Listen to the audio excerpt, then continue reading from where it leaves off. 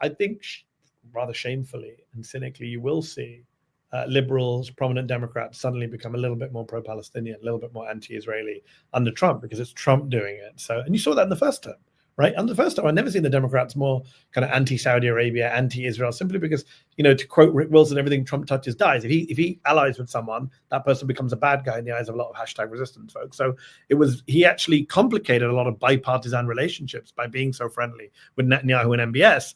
And I think, you will see more Democrats who didn't have the guts to go against Biden, didn't want to go against the sitting president who was their party leader. They will start questioning a lot more. And fine, good, I'll take it, but the hypocrisy will be clear. The question is, what will the liberals and Democrats do? What will the media do?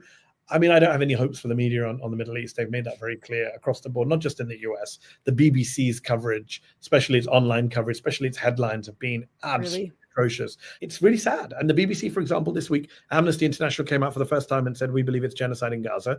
If you go to the BBC's Gaza website, well, if you did last night, I don't know if it's changed at the time of our conversation, no mention of the Amnesty report. Like, Chomsky always says the greatest form of censorship is omission, right? Not commission, just not mentioning things that don't fit the narrative. And that's how they've basically covered Gaza for the last year. The damage that liberal media has done is by not, as you say, showing the real tragedy on the ground, by not obviously campaigning hard enough to get their own reporters in. That itself is a scandal. But after not getting your own reporters in, not highlighting and amplifying the work of Palestinian journalists on the ground of Gaza who've been dying in record numbers.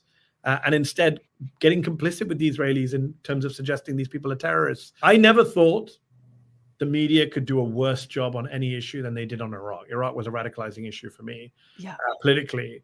And yet we got it. I think if you put a gun to my head and said which one was worse, I would say the media's coverage of Gaza has been even worse than the media's coverage of WMDs in the run-up to the Iraq invasion.